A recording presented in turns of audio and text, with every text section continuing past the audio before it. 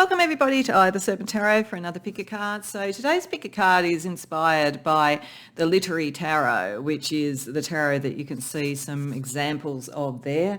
It's a tarot that was a Kickstarter that took quite a long time actually for it to come out, but it was certainly worth the wait.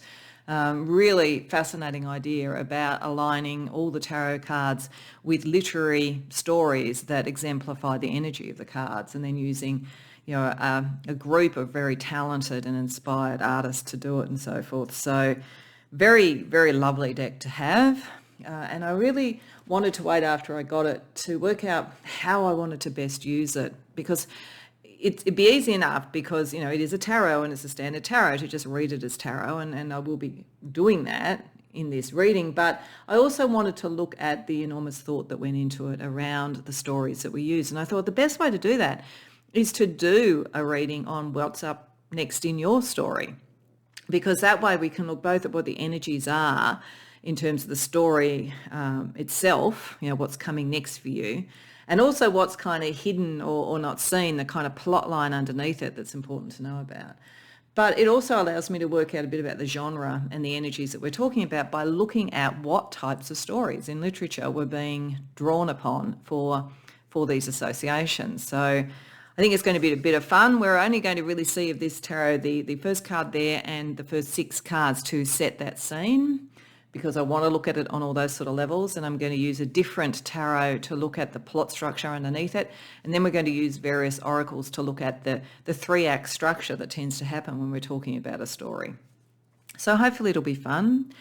To help with the choice, I shuffled and then dealt out 3 times to get the first major arcana card that came out, which will be part of the reading, a bit of a kind of almost a part of the genre, part of what this is really about, what type of story we're talking about, the title, all those sort of things, that kind of energy around it. So for pile number 1, we have the Hierophant. For pile number 2, we have Temperance. And for pile number 3, we have the Hanged Man. So I will be looking at these with classic meanings. I will also be looking at them at those other levels. So I would say go to whichever one you feel either the imagery or the card draws you. By all means, go to more than one if you want. It might be that you have a mixed genre, complicated story coming up. So that's certainly okay. You do you. When you know what readings or reading you want to go to, the timestamps are in the description box below, and I'll see you there. Welcome, pile 1, to your reading. So you came to the Hierophant, and that's very interesting given the nature of the Hierophant card, which I'll get to. But the first thing I want to do is talk about the stories that are shown here and what I think this says about the genre. I think the genre of your story, the next step in your story, is a bit of an adventure. It's going into doing new things with some excitement, but also maybe with a little bit of naivety. And that is not to say you're a naive person, but there is a sort of a sense here of a lot of enthusiasm, and in the storyline starting to realize where you need to be careful of other people and where you need to be clear of the information that's coming to you. So I think that Spirit wants to talk to you about that, encourage you to go on a journey, but also be aware that other people are involved in this, and to have that sort of sense of it so that you stay clear on what you're trying to do, because it looks like this is talking about a very big venture. So, it could be that you're about to embark on a new area of study and it's a big thing that you're doing. It could be a big journey you're about to go on, quite literally. It could be starting something very big, starting a business, starting a new career path. But whatever it is, there is a sense that you do actually have some great learning associated with it. You do, even if it's a study, you've got something that's backing it up, and you're ready to do that. And your journey ultimately is meant to get to a point where you are established. But this is early. This is early in the stages. I mean, quite apart from anything else, we've got like 2 of 2s. We've got 2 aces. Then we've got 2 4s. It's like very early in the minor arcana.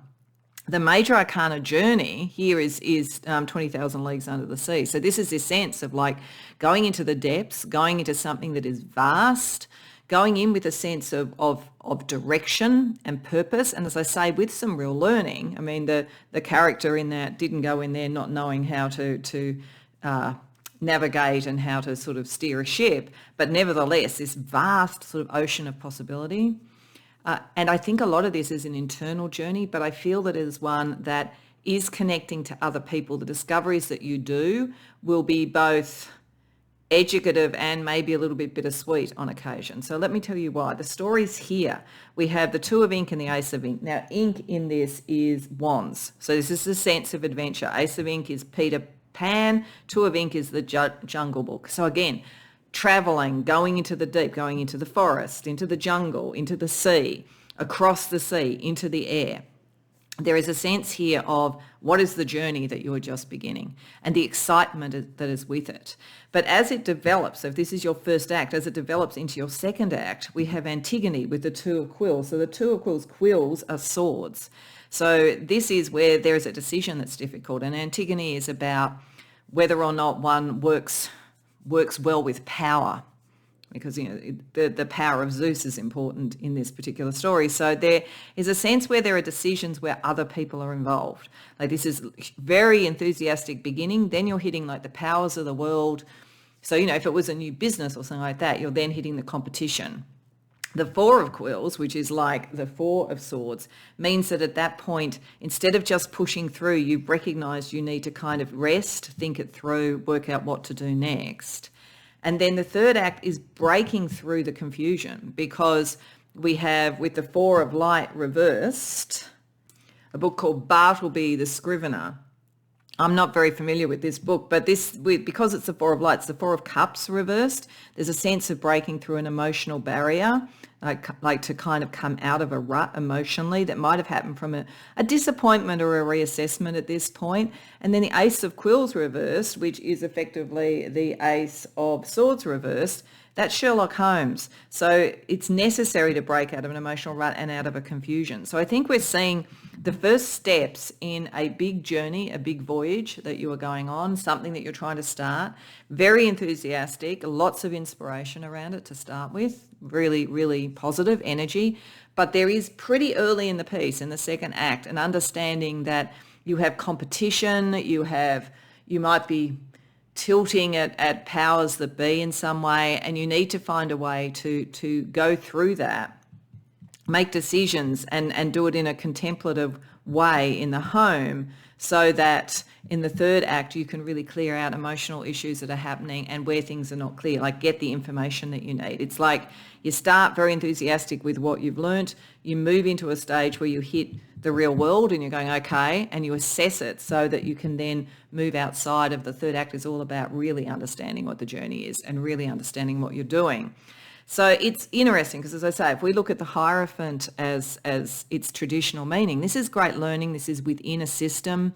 There's some regulation or some rules around this, some tradition. So it's like whatever you are doing, you are taking forward something new, something exciting in maybe an established field. That's what it sort of feels like, an established field. Or if it's a relationship, there's a lot of passion in this relationship to maybe jointly go and do something, but it's already an established relationship, something established, but it is still an adventure. So it's an adventure that has some power issues to deal with and some need to be able to contemplate, and there's some confusion to work through because you're bringing something new in.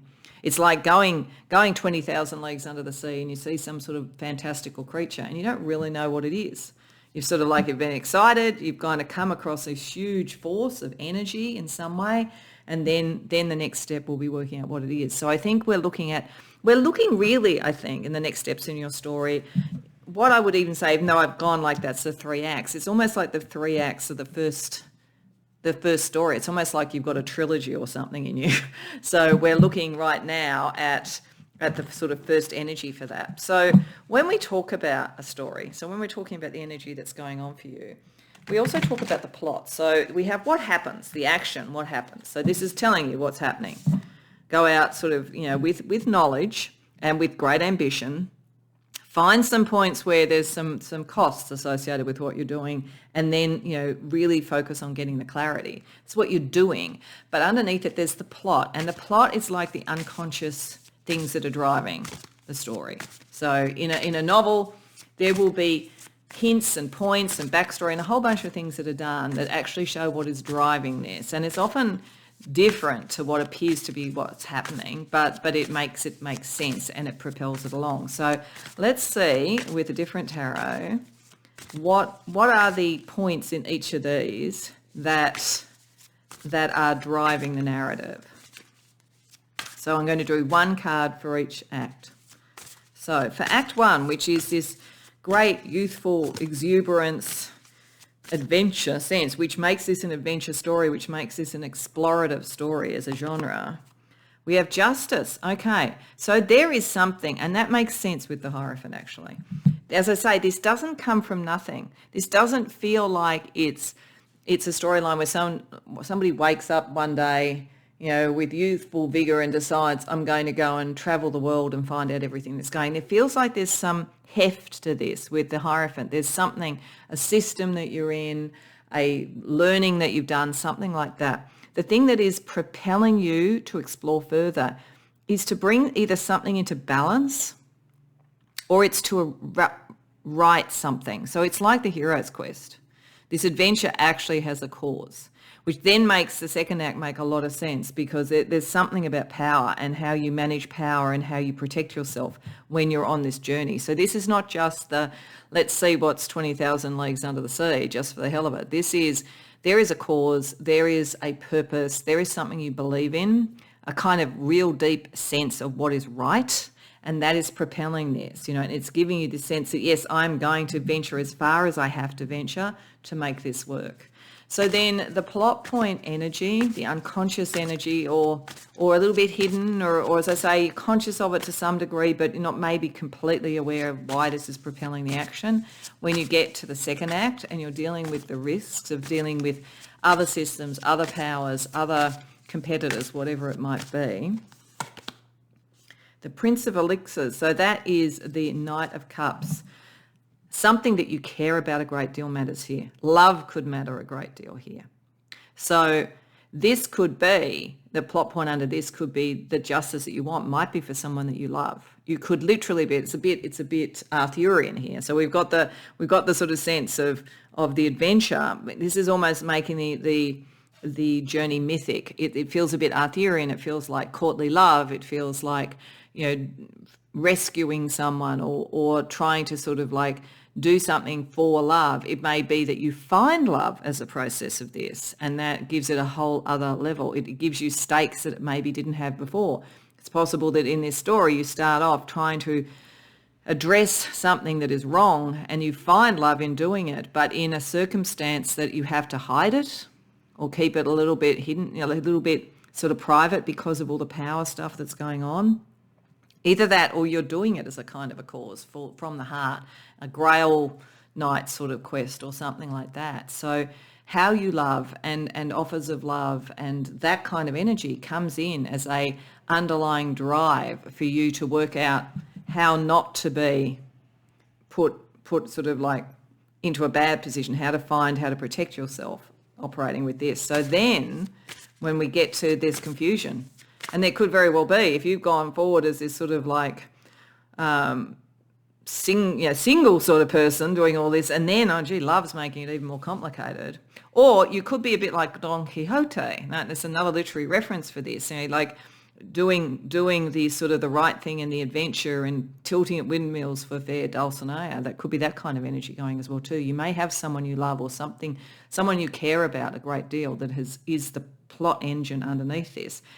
So then you get to the point where it's all a bit confusing and you're trying to work out the best strategy. And the plot energy under that, Prince of Candles. Okay, so you've got another knight, and this time it's a Knight of Wands. So what this is saying, it's interesting because we've got wands to start with, and here where we've got kind of emotional energy and intellectual energy, feeling a bit confused, feeling a bit blocked, you go back to action. This is why it is an adventure story. Even if it's a mythic quest or anything, what this is saying is for you, the way that you deal with issues is you act. You can feel a great deal when you realize the stakes of something, and you can have a cause because you do have a cause. But the way you take all this forward is you act. And I think you take what you know of a situation, move forward with a cause, start to understand the emotional complexity of an issue, and then you act again to break through anything. It's like if I'm in doubt or I'm not sure, I'm just going to act. I'm just going to take one step at a time. I'm just going to explore some more. And there's a sense of great dynamism around you. So there is a lot of action in this. You are not, even if you are sometimes needing to sort of hide away a bit while you sort out what this really means to you and what you're dealing with, when you have the confusion, you act, you do something. There's a great deal of momentum to your story. So whatever you're doing here, whatever's next, it starts with some action. You then work out the emotional impact of it, and then you act again to take you out of any blocks. So that's why it's got all these sort of early numbers. It's why it feels early. There's a lot of action. There's a lot of movement or whatever. This is the first in a series of books. That's what it's kind of saying. This is a stage in a story. We're looking at the stages.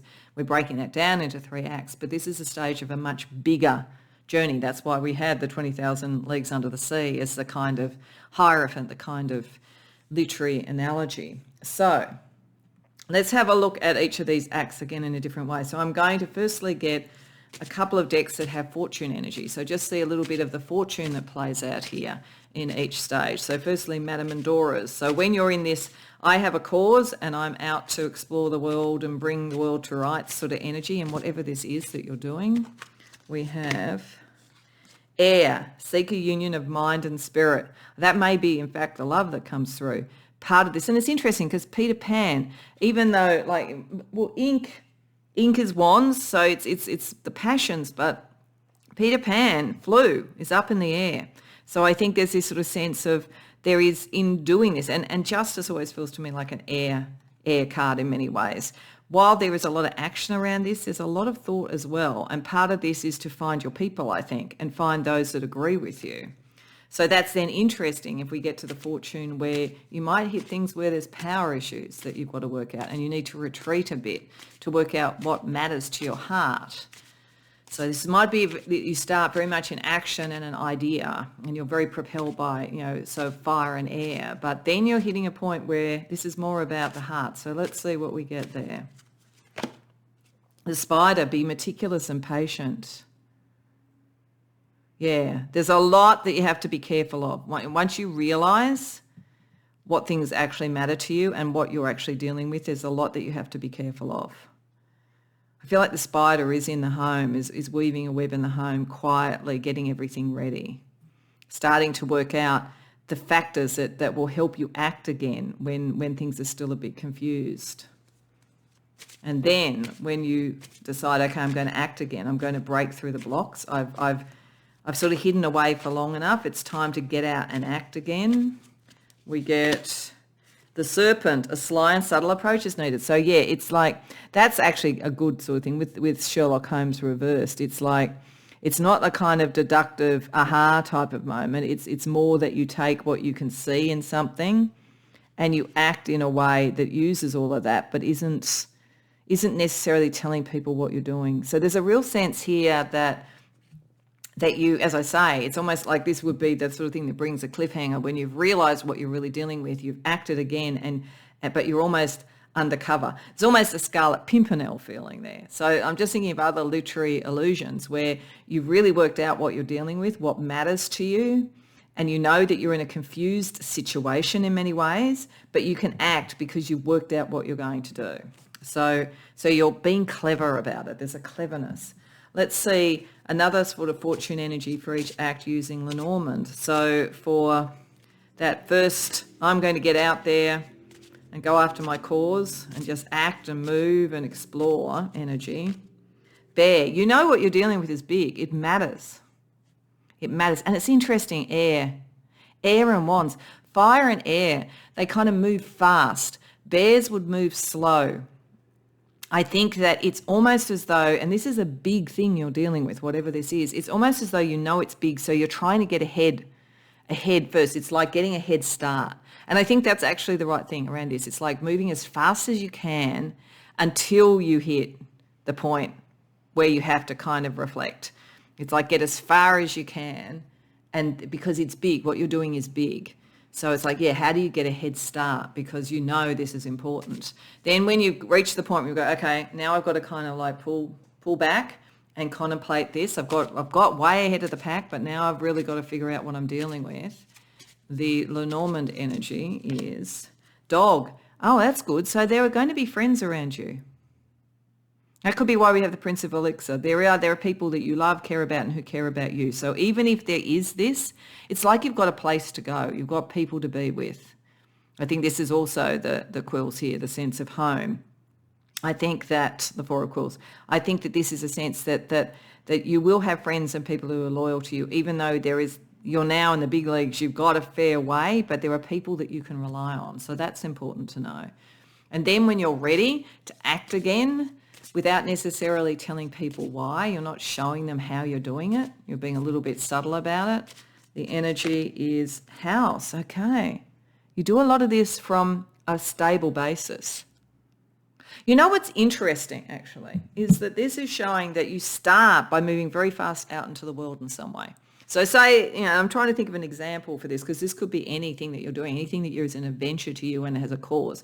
But if you were wanting to, I don't know, start a spiritual movement, for instance, let's use this as an example. It's like you move very fast to get out there and get your message out there, because it's big, there's a lot of sort of like other noise around all this. You get as far as you can, and you do it sort of like trying to bring things into balance, and you're balancing maybe your ideas and your passion, so justice is helping you there. Then you hit the point where like, wow, now I'm getting pushed back. Now there's a competition, all of that sort of stuff. But you know what? I have my friends now. I've actually found my people. And I have the place where this fits. So that then in the third act, where there's a kind of sense of now I'm sorting through some of the pushback, some of the other stuff, I've got my place and I've got my people. Therefore, I can act from a sense of certainty, but I don't necessarily have to be as much out into the world. It's almost like I've drawn my people to me. So this feels like it's a process of doing that. But having done that, there's still the effect of what the outside world is seeing on what you've created with those that you care about.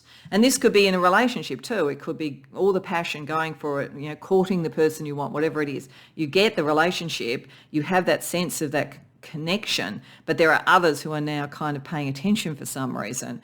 So you do it in a more private way now, but you still act on your passion. So there's just some sort of energy like that.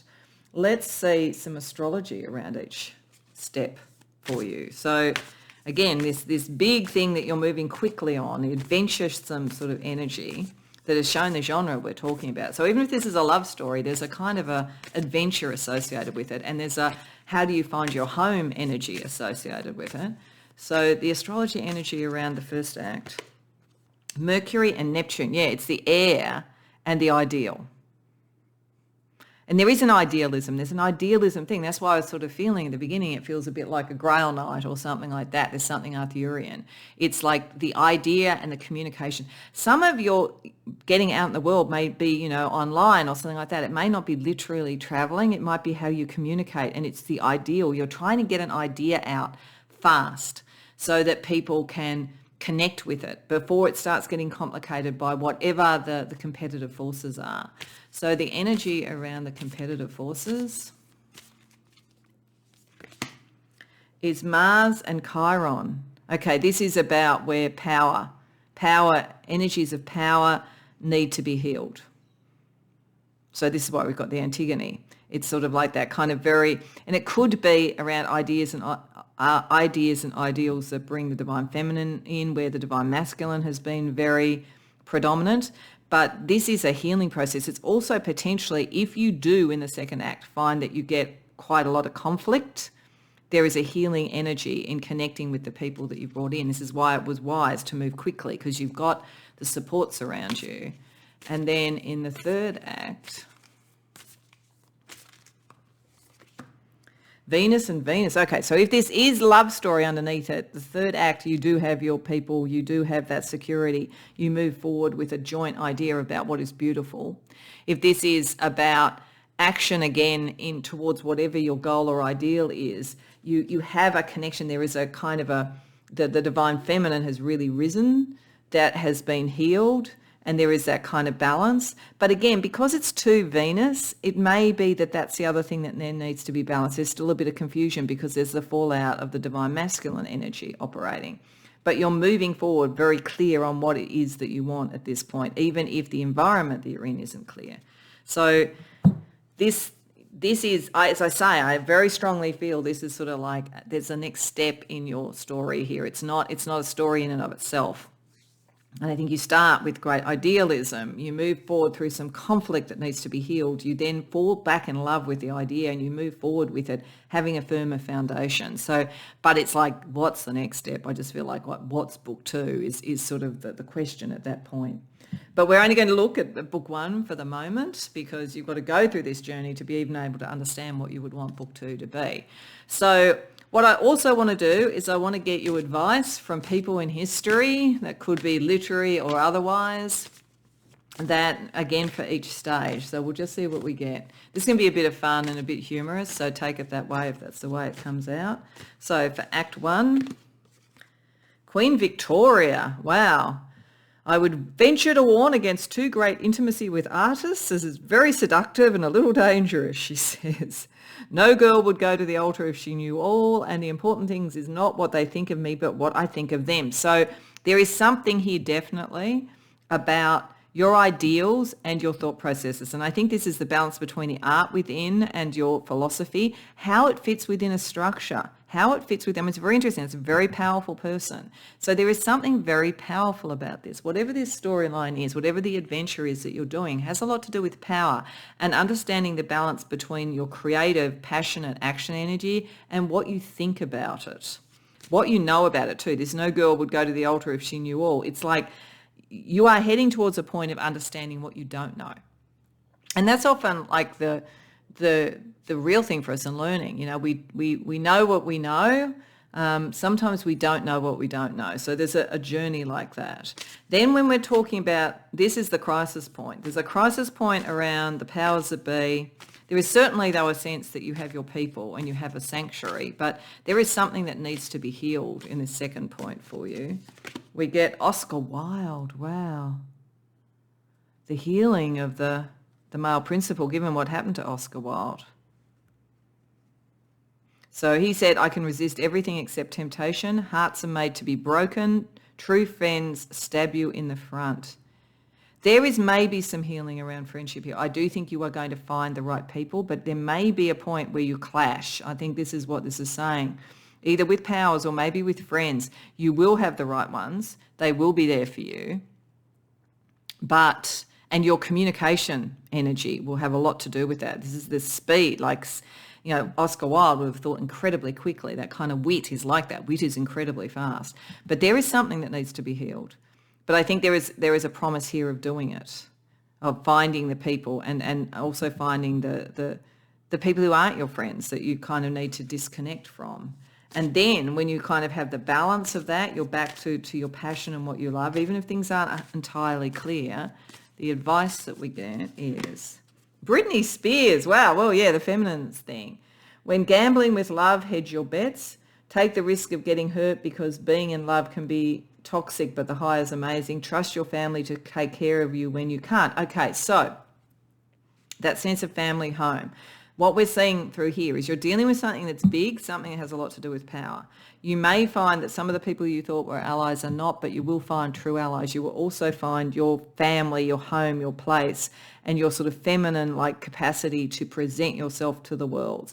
But it's not all sorted out yet. This is why we've got when gambling with love, hedge your bets. This is why we have the serpent. When you are still dealing with something that's not quite clear, you act again because that is your nature to act. But you hedge your bets with a bit of strategy. You're a little bit careful about what you say. So this is kind of like you went very, very fast. You got some people offside, but that was actually a process that was necessary to find out who your real people were so that then you move forward to the next stage. So as I say, this is a kind of getting a wisdom thing as well too, but it is exploratory. And the thing about exploration as a storyline is we're going to find some of the things aren't what we expected, but on other things we're going to find our place, our home, our people. So that's what's being promised. So we're just going to finish with one last card from the Enchanted Forest for a last message for your storyline. Pile 1. One of a kind. From the moment you emerged in this world, you've had extraordinary talents. You understand starlight, animal voices, and all things magical. So this is your exploration for you, though I think you've got a cause and I think you find your people. But even within all of this, you are one of a kind. And it's interesting that Britney Spears, therefore, would be the one that came through at the end. She's very iconic. So there's something iconic, even in the confusion and the next step, which is what you need to do. But you are an explorer. You are one of a kind. You are somebody who will take things further than other people. But I do think that this storyline is saying that you will find your people, and some of that will be finding out who isn't your people, but you will also find your people. So I hope that was enjoyable. I hope it was fun. I hope it resonated. If so, please like the video and subscribe. If you care to share in the comments, I'd love to hear. Otherwise, I hope to see you in future readings. Welcome, Pile 2, to your reading. So you came to Temperance, and we will talk about Temperance, obviously, as what it means as a major arcana card. There's actually quite a few major arcana cards for you. You've got Justice, the World, and Temperance. So there's definitely a sense that this has a bigger outside aspect to it. I think if it was all minor arcana, I may feel that it's more an internal journey. This is connecting to the outer world. What is interesting to me with the stories here, some of which I'm familiar with and some I'm not, so I'll really talk about the ones I'm familiar with more than anything else. I'm not familiar with the story for Temperance, so just for those who are curious as to what it is, it's The Cold Equations by Tom Godwin. It's talking about calculations being precise. It looks like it's probably some form of sci-fi or something, I would say. Sci-fi or fantasy or something with these sort of like what looks like almost like a computer or the sort of like navigation thing on a starship or something. But as I say, I'm not familiar with it. But what interests me is we also have the Eight of Quills reverse. Now, the Eight of Quills, again, this is not a story I'm familiar with. It's called The Yellow Wallpaper, but it appears to be a kind of a horror story where there's sort of like what is in this wallpaper and like trying to sort of find a way out from something that is overwhelming. So I feel like this is like sci-fi, this is like horror. Then we have The World is Mordartha, so the death of Arthur, Arthurian legend. Seven of Light is A Midsummer Night's Dream. And even to some degree, Justice is the Count of Monte Cristo. So there's a mythic energy to this, a kind of like a fantasy or sci-fi speculative energy. So I feel that this is talking about you calculating and assessing a strategy to free something and get some degree of autonomy and purchase in the world in some way, whether it's for you or for someone else. And there is something that has to end. You've calculated and worked out what has to end because otherwise the next steps forward and the ideals can't be brought into being. There's something that needs to be ended and something that is free. And it's operating over the three acts because this is the first act, the second act, and the third act. So in the first act, we have Justice, the Count of Monte Cristo. So the story of someone who is trapped. The end of this, we have the Eight of Quills, someone who breaks out of being trapped. So there is something here, whether it's you helping someone else or you doing it for yourself, there is something about liberation in this. It's some sort of speculative magic realism sort of feeling. It's like it is using kind of magical energy and spiritual energy and so forth, but it's also about freedom. It's about liberation. And some of that is about the liberation of what is the passion and the creative, because the Page of Ink in this deck is Wands. So this is like the Page of Wands reversed. So it is like right now there is a calculation, and Temperance is to bring things into balance normally. So there is something about balancing energies, but it is definitely in this because of a story about calculation. I think in the first bit there is a calculation of how much your or somebody you care about, could be either, creative energy and drive and dreams have been entrapped, and that it is time to rectify that. So there is a determination here to become free, to free the creative energy. To do that in Act 2, something has to end. Something has to be sacrificed and a greater cause has to be found with the world. It's a big ticket thing, getting out into the world rather than being locked up. But it's also something needs to end. And as I say, there's almost a cost, because in the death of Arthur, the Arthurian legends, that had a very steep price for an old order to fall and a new order to come in. But it's connected with the Midsummer Night's Dream. So it's like It's to bring the new dream in, to bring the new possibility in that this has to occur. So it's almost as though this is saying for you, there's a realization, you've come to a balanced realization that something that maybe did matter a great deal to you has to end to free your energy because you've become entrapped by it. This could be a belief structure or a relationship, could be anything. But there is a story here. It's a mythic story. It's a fantasy story in a way to highlight something that is more human about how the goals and the dreams of the past can entrap us, and to move forward to the new ones, we have to let something end. So there's a process of realizing the entrapment here. Then in the second act, there's a realization what has to end. And then in the third act, there is, with the Nine of Parchment, which is effectively the Nine of Pentacles, the liberation itself, the independence that comes from that, and manifesting that and freeing oneself from old ways of thinking with the Eight of Quills reversed. So there's a very good trajectory for this. It suggests that you are going to free yourself from old things that held you back in one form, whether it's love, creativity, your career, whatever it is. But you've calculated, you've worked it out. You may not even have known how much something that mattered a lot to you actually ended up limiting you. So this is about you freeing yourself. So given that, what I want to do is that I want to look at the plot energy under this. So when we talk about a story, when we talk about a novel, there are the actions that occur. So the actions in this is the realization of the need to break out, the completion of something to rebirth a new dream, and then the manifestation of the freedom. Those are the actions that you take. But the plot is kind of almost the backstory and the psychology and all those sort of things, sometimes the unconscious forces that are operating to make this story move forward. So I'm just going to pull, I'm going to use a different deck, and I'm just going to pull one card for each act to see how the plot points are playing out. So firstly, this realization of how an initial passion, whatever this was, has now started to imprison you rather than have you moving forward. And we have the Four of Candles, or the Four of Wands. So this is something that felt very much like home. This felt very much like home. This is like, and it's interesting because there's a sense here with the Page of Ink, like if the person looks like they're leaving home to go out in some way. It's almost as though something that was really wonderful, a relationship, a job, whatever it is, and comfortable. You know, you went for comfort, but you're starting to get itchy feet. You're starting to know that wasn't balanced enough for you, and in the end, you're limiting yourself in a way that's not just to you to fit in with something that was comfortable. So it's like this is the itch under the skin, knowing something has to move. So then we get to the point in the second act where you are actually saying, okay, what do I have to complete? What do I have to sacrifice? What do I have to move on from to reawaken the dream?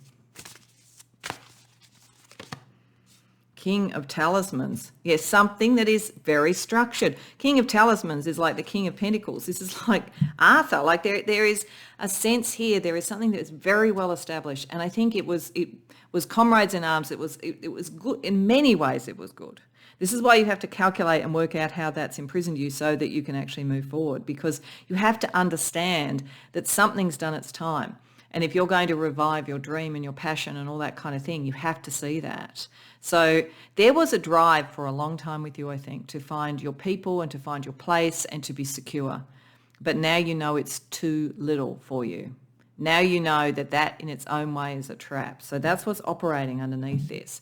So to get to that kind of independence and, with the Nine of Pentacles, to have something materially still, but have more independence with it. The plot energy under that for you is Princess of Elixirs, Page of Cups, what's in your heart? The Seven of Light. Somewhere in all of this, I think whatever has sort of entrapped you was very valuable and may even have been in your heart to start with. But it's almost like falling into complacency. It's like being in a job that's comfortable, but it's not going to really inspire you each day. It's like being in a relationship that's comfortable, but you no longer feel that you're in love. It's some sort of energy like that, and understanding that you have to get that freedom. That there is a freedom energy that's operating here for you. So. And it's almost as though I feel why it's in a genre that's a bit like sort of myth, fantasy or whatever, is it's almost like by looking at it at that level, you can actually realise what it is. Because if you looked at it on a kind of day-to-day level, it would be quite painful, I think, to think, oh, well, this was good. Why would I want to move away from it? To get to that mythic level where you move to more freedom in whatever this is, putting it in the context of a fantasy is something that actually allows you to sort of see its truth a bit more. Reminds me of like Oscar Wilde said, if you want a man to tell you the truth, give him a mask. It's a bit like that. It's like taking something to another level allows you to see it for what it actually is in a bigger way. So there's a real sense of liberation here in whatever it is, but it's not liberation from something that was intrinsically awful. It's just that it's imprisoned you now. So it's a pretty strong message that's coming across here. So we want to have a look at some fortune energy for each of the acts as well too. So if we start with the fortune energy of understanding that which was comfortable, pleasant, happy in many ways has now kind of imprisoned you. What is the fortune energy we're looking at there? The Knight, triumph over adversity. So you're meant to move forward. And again, it's sort of interesting. It goes into the sort of Mort d'Arthur next. Actually, the thing that this makes me think of is in Mort d'Arthur, the love triangle with Lancelot, Arthur and Guinevere, which was such a core part of it. I remember reading The Once and Future King when I was young, and the way that it was depicted there, and I know it's depicted differently in different books, but the way it was depicted there was that Lancelot always felt that he was not enough. And so he was always looking for, his people, and the cause and being true to the cause. And the inrush of passion, which was the thing with Guinevere, is the thing that actually made him have to be liberated from that. Because he didn't. So I think there's something here about so much of what you did, comrades in arms, having a cause, all of that kind of thing, and there was a lot that was beautiful about it, but it was less than what you could be, and it's like you're forced towards this point of understanding that, because you're meant to be more. So then, when we go to the fortune energy around the second act, where you accept that something that was wonderful in many ways potentially, or something that served its purpose for a while, still needs to end so that something new can be born. We have the unicorn, good fortune and friendship. So you will still have friendships, you will still have connections. This is not going to kind of destroy everything that you might have built up, but you do need to, this is about you finding your fortune and what is unique about you. This feels very much like decisions to be, like in a job or with people or a relationship or whatever, where there was a real sense of like home and family and people and love and all that kind of thing, all of which was wonderful. But this is actually meant to take you towards the true dream of who you could be. But it is saying that it will be a fortunate thing, that you're not going to lose everything. So then when we go to getting back to your heart and having that liberation and being able to sort of be the self-made person in many ways, the energy around that, the spider, be meticulous and patient. She looks meticulous, doesn't she? She looks patient as well. This doesn't happen overnight. And if you want to salvage as much as you can from this, then yes, be careful about what you do. Don't get all worried and agitated by it, because that's what this looks like. As I say, I don't know the story, but she looks like she's like really stressed out with what's going on with that wallpaper. So I feel like this is saying don't, like allow yourself to take it step by step. You know what you're doing. In fact, the very skills or whatever that made you create the thing that now you have outgrown, and that's what this is talking about, will be the thing that helps you become who you're meant to be. So that's very positive. Let's see Lenormand energy around each act. So around the realization that you need to kind of escape a trap that you've built yourself in many ways. House, yeah, it was comfortable, it was home. I think it's also saying that ultimately you need to be at home in yourself, because yourself is the thing that you're going to carry forward through all of this. But that, like it is, like it's like there's something And it is, but it is propelling. You do need to do more. But I think it's also saying that a lot of this is salvageable. It's not, it's just, it's got to change. So then looking at that realization, the second act, when you reconnect to your dreams, ring. Okay, there may be new commitments, new loves, new friendships that come. The interesting thing is that I'm getting for some of you, if you had sort of like found yourself in a relationship and then you were feeling there wasn't the passion, even being prepared to make the shift and change may bring a new recommitment. You could recommit. And if not, you're moving away from something that was a relationship that was good for the time, but you're dreaming something in, you bring someone else in. So either way, there's a kind of a commitment to something new. It's not that you move away from having a commitment at all, but it's a commitment to something new. And then the energy where you have liberated yourself and you're standing free again to enjoy what your heart wants. Owls, okay. So this can mean a couple of things. Like normally speaking in Lenormand, owls is where people are talking about you. So it could be that what you've done does stir up some stuff. And so it's important not to kind of get agitated by that, because you are able to stand independently and you're careful with what you do with the spider, and you're keeping to your heart and maybe keeping things close to the chest so that it's not too clear. But I also feel in this deck, because it's owls, there's a wisdom as well. So I suspect there is a wisdom to be able to rise above the responses of others to what you do. So there may be some people who think what you've done was wrong, that you've somehow betrayed something, or, that you've given up on a responsibility. But you should know that what you're doing is right. Okay, so let's have a look at the astrology energy around each step as well. So this is the hardest bit, I think, in many ways. This is the bit where it's kind of realizing. So what do we have as energy? We have Mercury and Jupiter. So yeah, I think it's an aha moment. Mercury always makes me think of an aha moment. And this is also the calculations. The calculations of excess and benefit. There's a balancing, there's a temperance here. It's like something's happened with where there were many good things about the situation. But the problem is, on the other hand, it was a bit of a trap as well. So Jupiter, when it operates excessively, can be, you get too taken in by something that is good and you don't realize the cost of it. On the other hand, getting this into balance and understanding it helps you to have a strategy to move forward to what you really want to expand in and grow in your life. So then the energy of like the ending, the change, the shift, the reconnection to your heart, whatever needs to shift, and something does need to shift, pile 2. We get Sun and Chiron. Yeah, it's a reconnection to your actual path, your life path. There's some healing that needs to be done here. Something about what was good, about what you first achieved, has got to that point that entraps you, so you're not going forward with what your passion, your creativity, your love, whatever it is. You have to heal your path. You have to get back on your path. And, the only way you can do it is knowing what needs to end.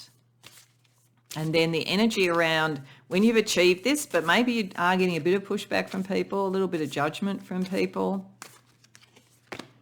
We have Mercury and Saturn. I think this is choosing who you speak to. And it's interesting. We've gone from Mercury, Jupiter to Mercury, Saturn. So you have actually created a new structure for yourself, but one that you've designed, and one where you worked out what was almost excessive in that to get into balance. But you do need to be careful what you say, and I think be careful who you speak to, because there will be some judgment around this. Some people will think, oh, you shouldn't have changed, you shouldn't have done it, whatever this is. So then what I want to do is I want to get you some advice from people in history around things like love, passion, and our story and our narrative, just to sort of see again for each act what they might say to you. If they were characters, if they were people that you were having coffee with at various points in your story. So firstly, we have Albert Einstein. Wow, the calculations, like really working. And theory of relativity, like expansion versus contraction. Wow, there's something very much here. There's something that really matters intellectually about this. He says objects in a mirror are closer than they appear. So I think the shift could be closer than you think. The distance between two objects is always relative. relative. Some of this could be around family stuff. This could be that you need to move away from a very close connection with your family and doing what they want and doing what you want. It could be as simple as that. And then the simplest things are sometimes the most complex. So I just said this, it could be as simple as that, and the simplest things are sometimes the most complex. So, and it is complex because if something seems simple and, you know, good and comfortable, but it's actually a prison, that in itself is a complex matter. Then when we look at you healing your life path, pile 2, advice comes to you from George Michael. Oh, cool. Like George.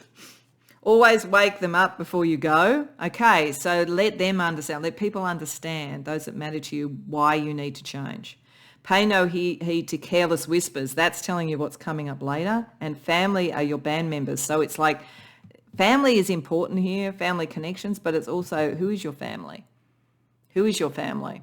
Who takes you forward? And when we get to this point where you've succeeded, you have freed yourself, but there's a little bit of pushback from others where you've got to be listening to George about not listening to careless whispers. We have Sigmund Freud, wow, understanding the psychology of this and what's really underneath all of it. The virtuous content themselves with dreaming what the wicked do in real life. So there is going to be some pushback. I don't know what this is, but some people are not going to approve, but it's their problem. That's what Sigmund's saying. He says, the behaviour of a human in sexual matters is often a prototype for the whole of his life. So some of you, this may be about who you love and how you love, but you know what? You got to be you if that's the case. And if not, that's a metaphor, okay? And pure masculinity or femininity is not to be found. So for some of you, it may be being truer to yourself on that level, who you are and so forth, even if it isn't what the people around you expected. There is something here about who you are authentically, and some people are not going to get it. And whether that's literally around who and how you love or whether that's metaphoric, this is an understanding of that's very, very important. So to finish off this storyline for you, I'm just going to get you a piece of advice from the Enchanted Forest.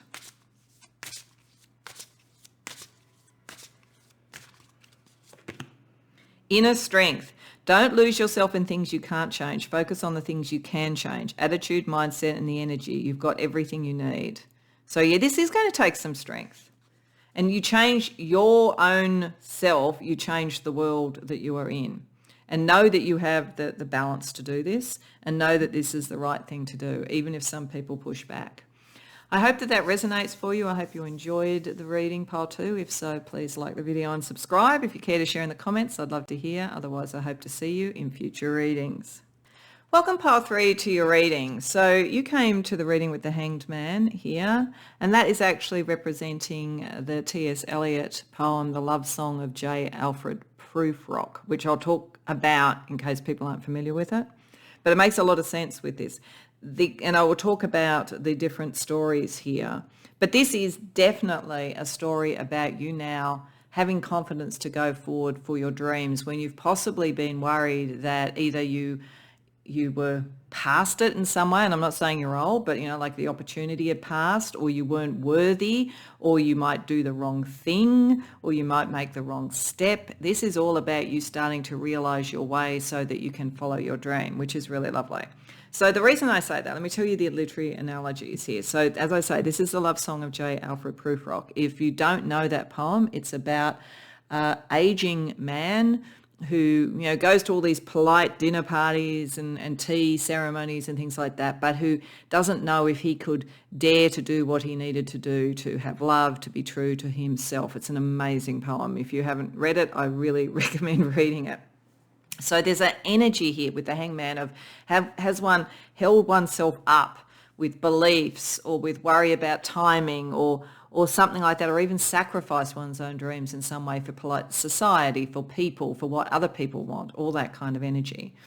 And where we start with the first act, the Knight of Quills here, which is the Knight of Swords reversed. This is Oedipus Rex, but it's reversed, okay? So the Knight of Quills, when it's upright, sometimes goes and does things before thinking, and that's very much that sort of energy of the choices and the things that were done, and the kind of like the backlash of fate because of it. But this is reversed, so you don't tend to do this. We also have the sun, which is black beauty, which is meant to be your life path and optimism. It's reversed. For fear of consequences, you have perhaps not acted. This is a realization. This is not meant to be a criticism. You are going to get there. This is what this story is about. But it's almost as though you have a very good understanding, and in fact, a potentially different to other people understanding of the way society and the world works. And so you're very, very aware that if you went after your life path, there's a possibility you may do something that you did not want to do. So there's a kind of hesitancy in this first step. Then in the second step, we have Alice's adventures in Wonderland with the moon reversed. To me, the moon reversed is always where things come to the surface. And so I think that the sense of like, is this all too scary and different? You're actually going to start to understand how you can go forward. And the King of Parchment here, this is the King of Pentacles reversed. So old patterns and old ideas and old limitations are going to move away so that you can bring the new in. King of Parchment is shown as Dorian Gray. So that again is what was old, worrying about the cost of you doing what you wanted to do, following your passions, doing what you wanted to do. There's a real sense here, you know, you've got like Prufrock who's a bit hesitant to move forward, wonders about the implications of things. You've got Oedipus Rex, who had some interesting outcomes of his choices. Dorian Gray, who relied on the portrait in the attic to make him look young and beautiful, but therefore was led astray. There's a real sense in here where you're worried. You've been worried for some reason, following your life path. And in a sense, with the sun and the moon turning the right way up, going after your kind of own internal alchemical marriage, the right relationship for you, the right way to love, the right career, the right creativity, whatever it is, you felt that there's always a sting in the tail. But this is saying that you're going to start to realize there isn't, and that you know how not to go into excess and act before you think. Like you've got a very finely tuned sense to what you're doing, which then leads you to Romeo and Juliet, the Page of Parchment, so the Page of Pentacles, bringing something into being that is true to your heart, and the Fool, which is shown as Don Quixote. But I feel like this is Don Quixote, you could say, is sort of like tilting at windmills and being very romantic, but not necessarily being able to create what he wants. But the fact that you've got the Page of Parchment with it, it's like this is a journey to you having the confidence to go out for your dreams, knowing that you can actually do it the right way when you've spent a lot of time doubting yourself. So, you know, if this was a creative thing that you've sort of done the work and you've hidden it in the bottom drawer, it's time to bring it out. And this is the journey to do it. If this is about wanting to love and express yourself fully, you can do it. You can get there. You can stop worrying about whether you're going to somehow screw it up. And I suspect it's because you've seen other people do it. There's a very observational sense around Prufrock, but there's also a sense of regret at not having gone after things. So I think this is an impetus from your soul saying it's time to go after what you want.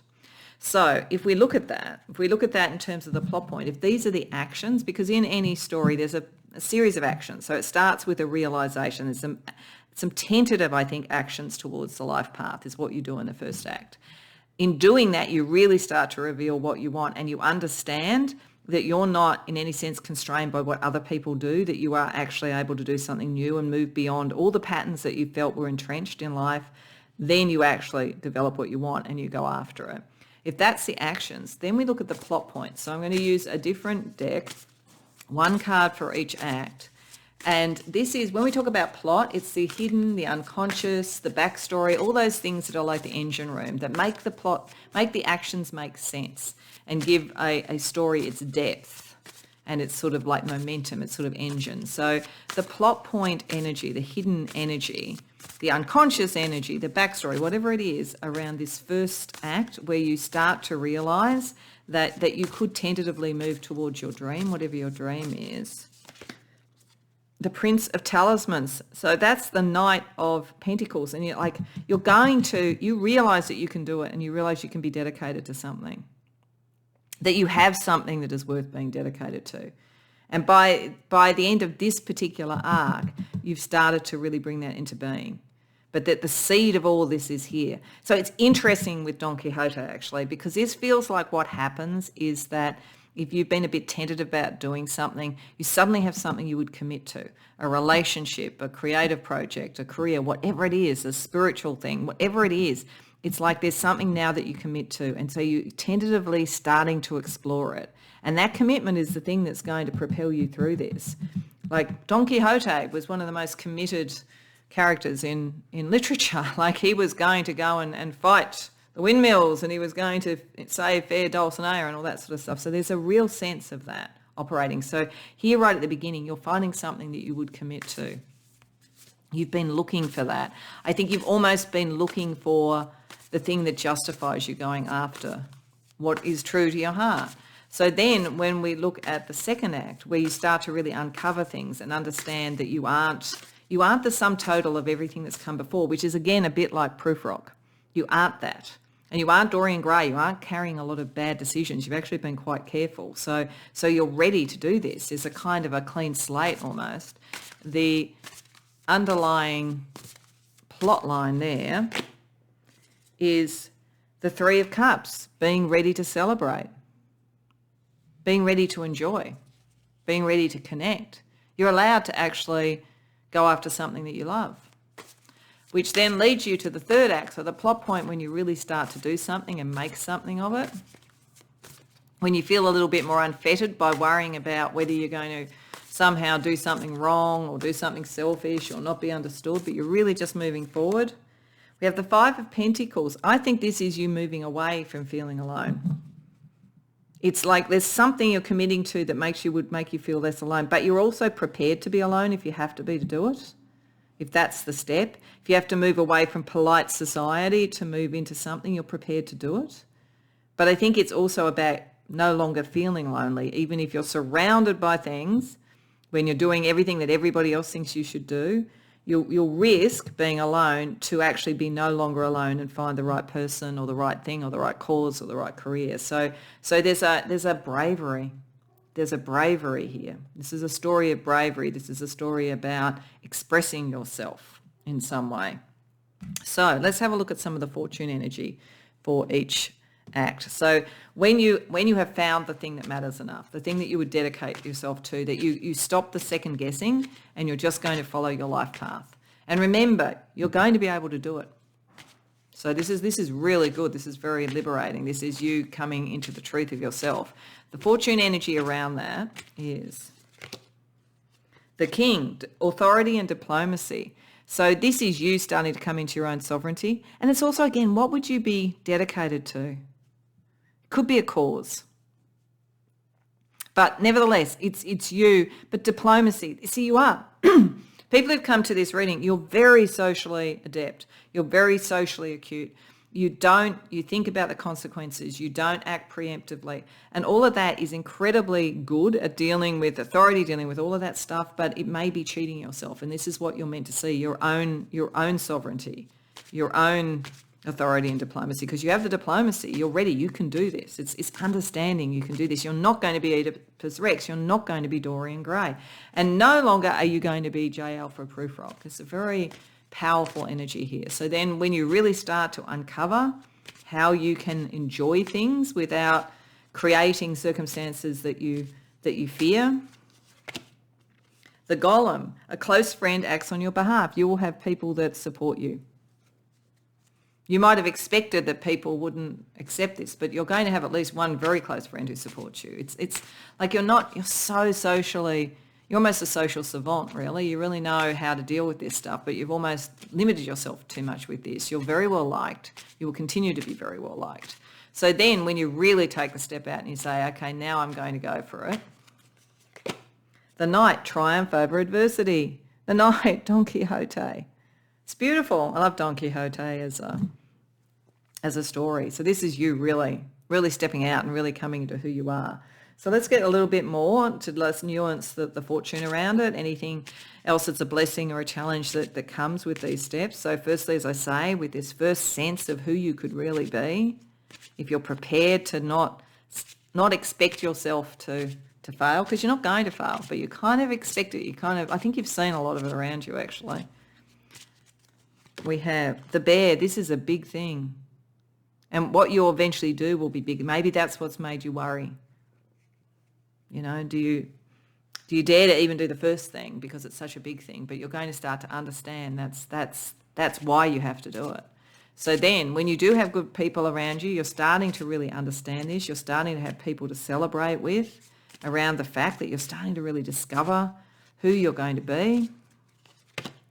Fox, there could be people also to watch out for. So you've got good friends, but there are also these, I think that you've been around things like a Dorian Gray type, like that kind of thing. I think that you've seen where it hasn't worked, but you're going to find the friends that you need. You're going to be able to celebrate, but you're wise enough to know when you're starting to do this, what not to be.